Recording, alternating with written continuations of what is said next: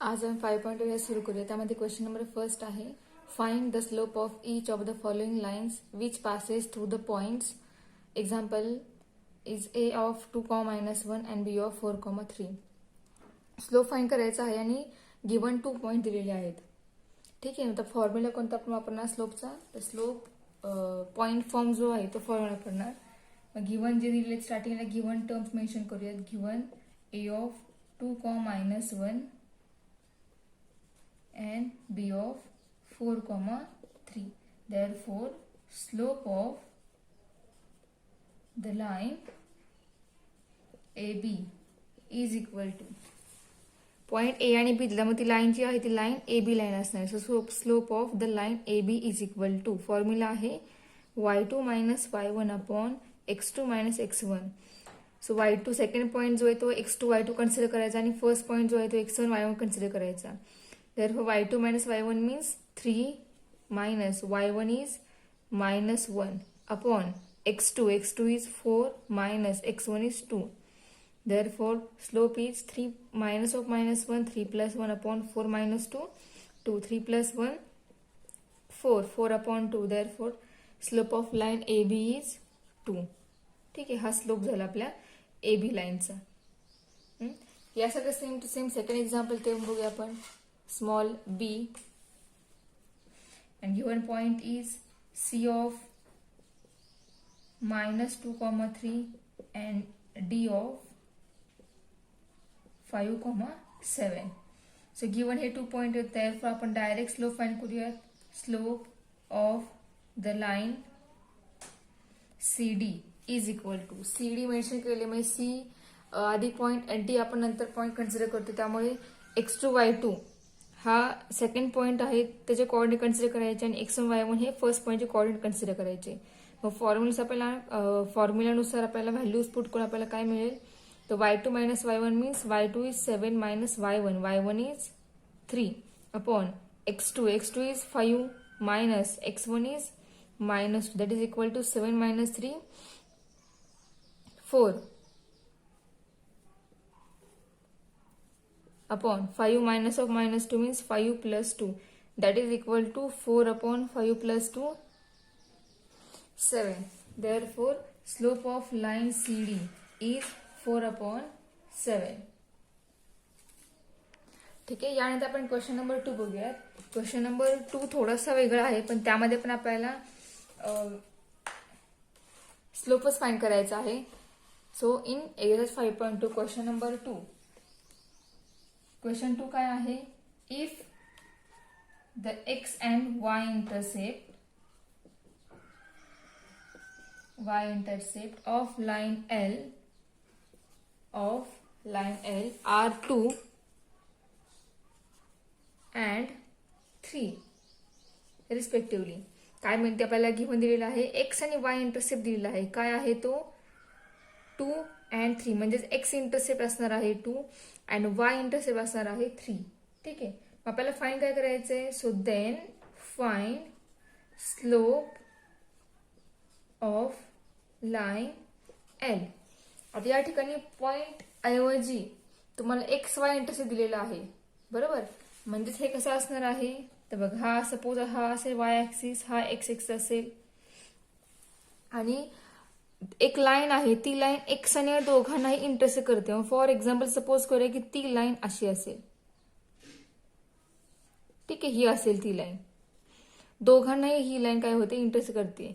मग त्यामध्ये x intercept हा किती दिलेला आहे 2, म्हणजे एक्स ऍक्सिसचा इंटरसेप्ट किती आहे 2, म्हणजे ही लाईन अशी असेल, कारण एक्स वरची व्हॅल्यू छोटी आहे वाय पेक्षा. म्हणजे हा आहे एक्स इंटरसेप्ट ओरिजिन 0,0, म्हणजे हा पॉइंट हा म्हणजे हे जी लेंथ आहे ही लेंथ 2 आहे. म्हणजे हा जो पॉइंट आहे या पॉइंटचे कोऑर्डिनेट 2,0 असे असणार आहेत, बरोबर. अँड वाय इंटरसेप्ट किती दिलेला आहे, तर वाय इंटरसेप्ट आहे 3, म्हणजे या पॉइंटचे कोऑर्डिनेट 0,3 असे असणार आहेत. ठीक आहे. मग आता या लाईनचं इक्वेशन काय असेल, सॉरी या लाईनचा स्लोप काय असेल, तो स्लोप फाइंड करायचा आहे. आपल्याला या गिव्हन टर्म्स ज्या आहेत त्या टर्म्स आपल्याला काय मिळालं, 2 पॉइंट मिळाले. मग 2 पॉइंट दिले असता स्लोप कसा फाइंड करतो आपण, तर बघा आपल्याकडे फॉर्म्युला कोणता आहे, त्याआधी आपण गिव्हन टर्म्स मेन्शन करूया आपल्या आन्सरमध्ये. ते गिव्हन काय दिलंय, the x and Y intercept of line L are 2 and 3. ठीक है. So therefore line L is passing through the point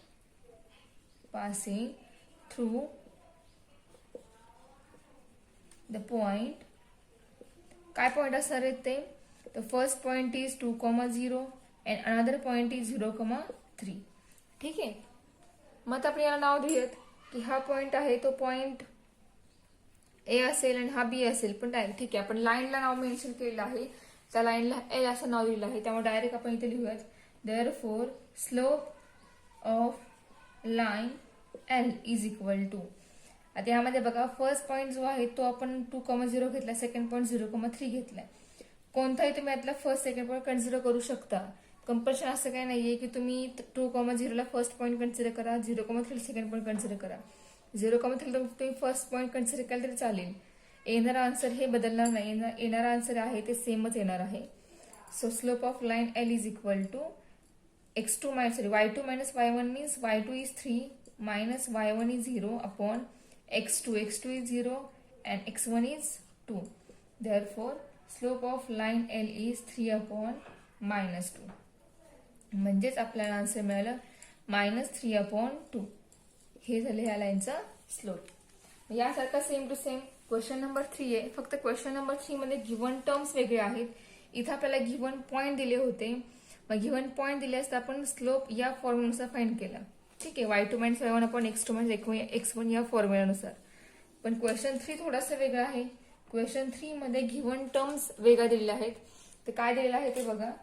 question 3 is find the slope of the line whose inclination is 30 degree. आता यामध्ये बघा point दिलेला नाहीये, पण जी line आहे, ज्या लाईनचा आपल्याला स्लोप फाइंड करायचा, त्या लाईनचं इन्क्लिनेशन दिलं आहे. म्हणजे ती लाईन एक्स ऍक्सिसला इंटरसेक्ट करते आणि एक्स ऍक्सिस सोबत पॉझिटिव्ह डायरेक्शनने तयार झालेला अँगल जो आहे तो आहे 30 डिग्री. मग त्या 30 डिग्री अँगल असताना त्या लाईनचा स्लोप किती असेल, तर आपण स्टार्टिंगलाच एक फॉर्म्युला प्रूव्ह केलाय सुरुवातीलाच. तो फॉर्म्युला काय आहे तर बघा. आधी गिव्हन टर्म जे गिव्हन आपल्याला काय मेन्शन केलेलं आहे, सो इन्क्लिनेशन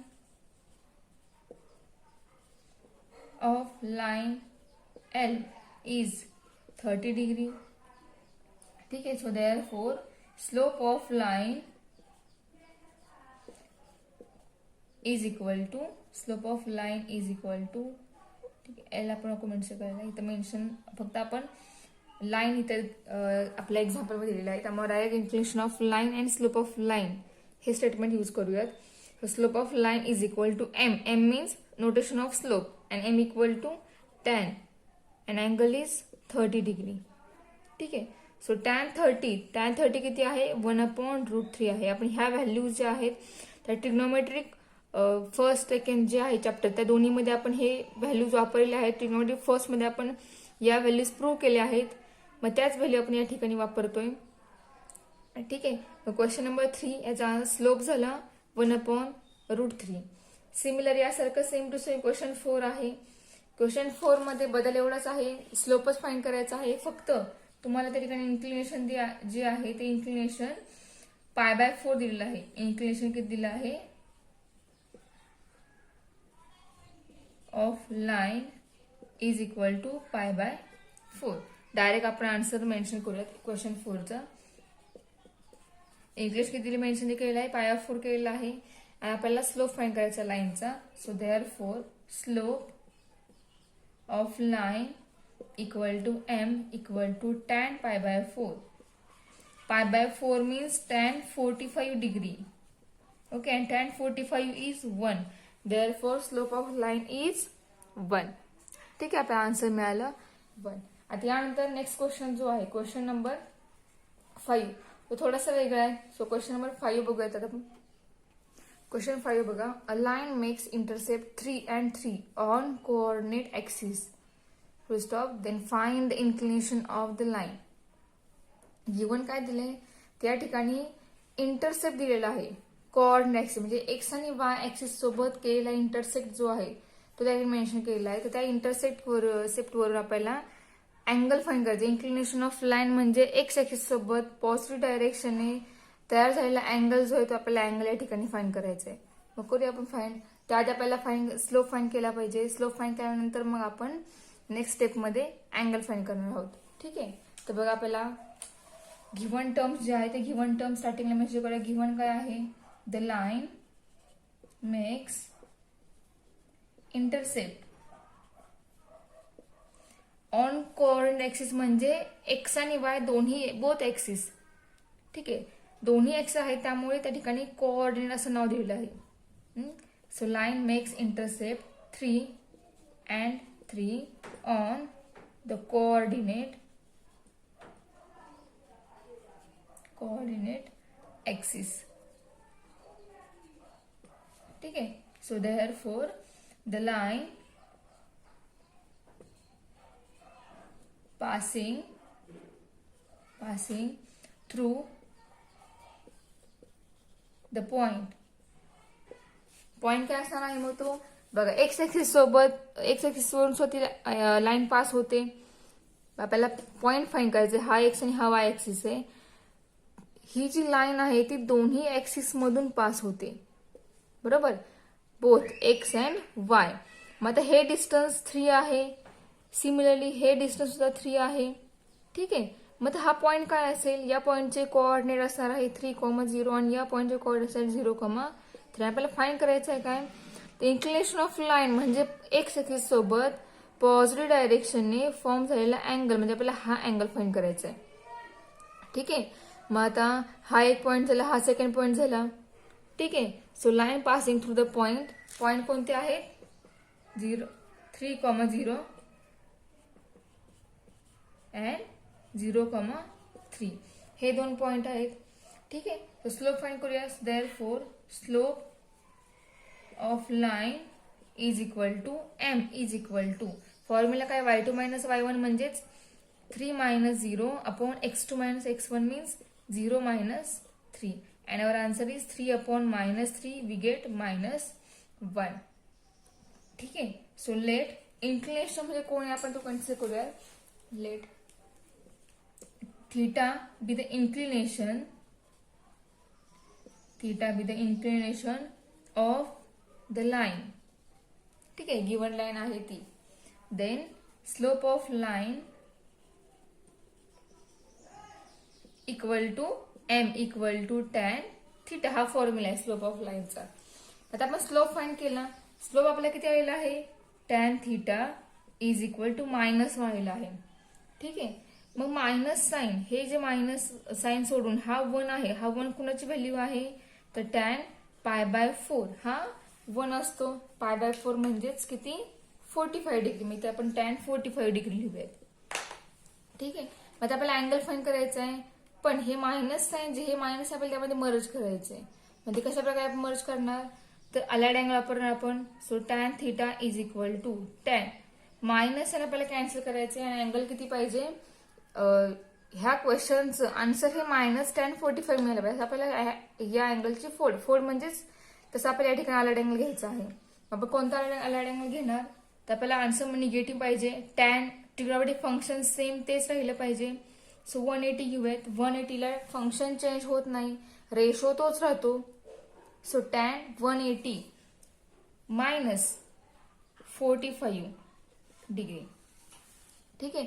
टॅन 180 मायनस 45 आहे. 180 यावर टॅनचं टॅन राहणार, टॅन 45 येणार. ठीक आहे.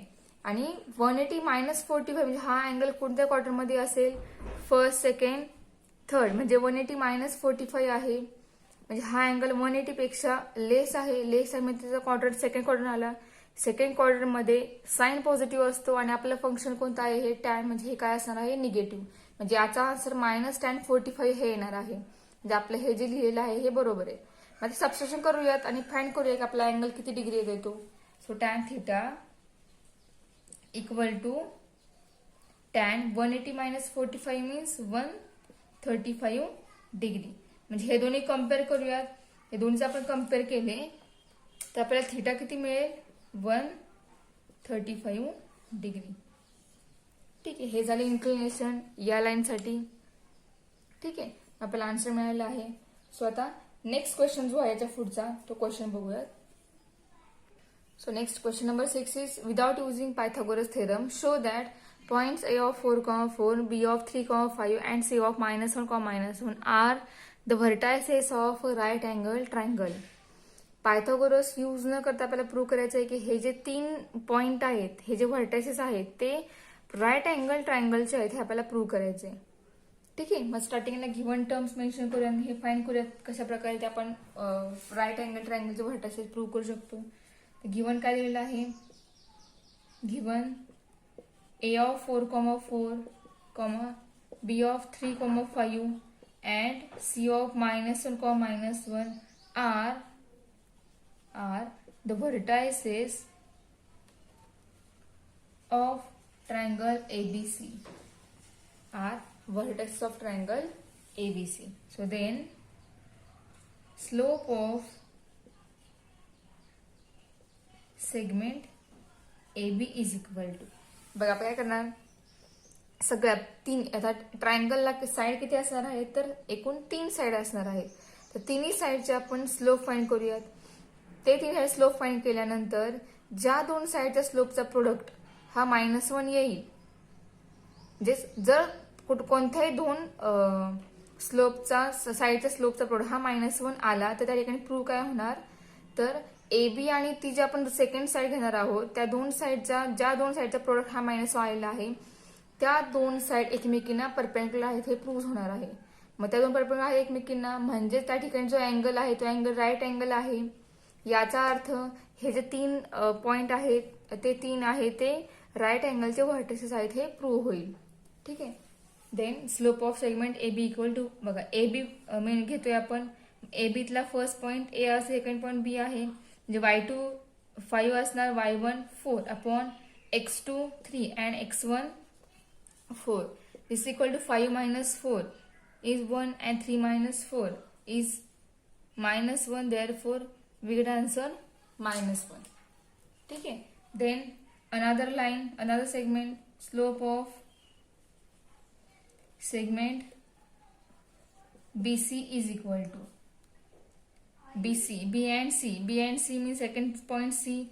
So y2 -1 upon y1 5 upon x2 -1 upon x2 -1 minus x1 3 is equal to -1 minus 5 minus 6 upon -3 minus 4. That is equal to minus and get cancel. We get answer 3/2. Then another last segment, slope of segment AB, BC and AC is equal to AC. First point is A and second point is C. So y2 is -1 minus y1. y1 is 4 upon x2 -1 and x1 is also 4. -1 minus 4 minus 5 upon -5 with answer +1. ठीक है. So then slope of AB into slope of segment AC is equal to -1 into +1 equal to -1. म्हणजेच segment AB आणि AC या दोघांच्या स्लोपचा product हा किती आला minus आलेला आहे. याचा अर्थ सेगमेंट AB आणि सेगमेंट AC एकमेकांना काय आहेत परपेंडिक्युलर आहेत. So therefore segment AB is perpendicular to segment AC. ठीक आहे, मग AB आणि AC मध्ये कॉमन पॉईंट कोणता आहे तर A आहे. याचा अर्थ A जो अँगल आहे तो अँगल राईट अँगल असणार आहे. So therefore angle BAC is a right angle, ठीक आहे. म्हणजे प्रूव्ह काय झालं तर triangle ABC is a right angle triangle.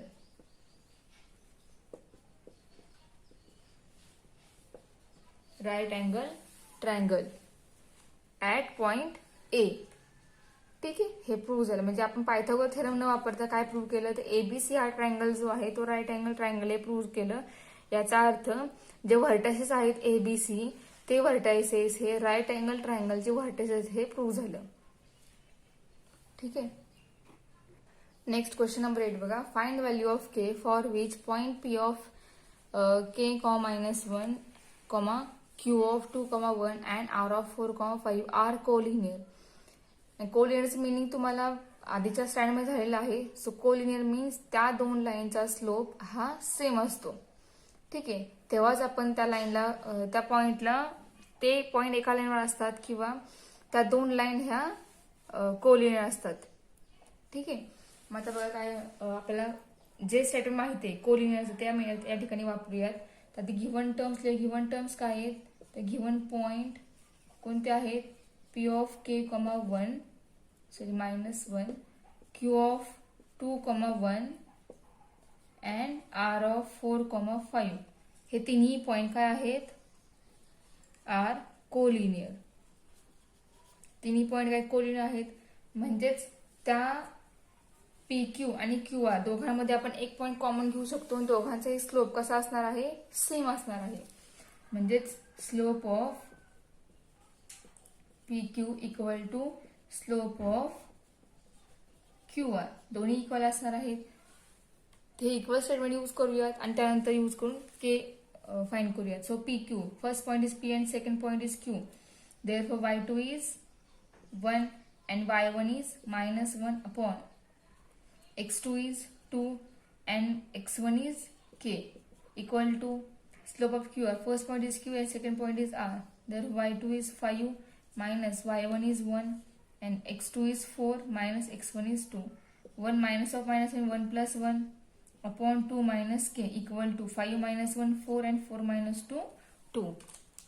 So 1 plus 1 2 upon 2 minus k is equal to 4 upon 2 we get 2. Cross multiplication करूयात. So 2 upon 2 is equal to 2 minus k. 2 get cancelled. Therefore 2 minus k is equal to 1. That is equal to minus k is equal to 1 minus 2. 1 minus 2 minus 1. So minus k equal to minus, therefore k equal to plus 1. म्हणजे k आपल्याला काय मिळाला, +1 मिळाला.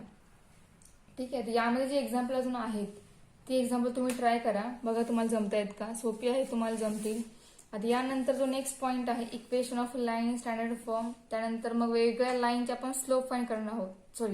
Slope find केली आपण आता यानंतर आपण अनेक वेगवेगळ्या लाईन, कशाही लाईन असते त्या प्रत्येक लाईनचं आपण इक्वेशन फाइंड करणार. ते इक्वेशन फाइंड करण्यासाठी काही फॉर्म्युले आहे, ते फॉर्म्युले प्रूव्ह करणार आहोत आणि ते फॉर्म्युले यूज करून आपण लाईनची इक्वेशन फाइंड करणार आहोत.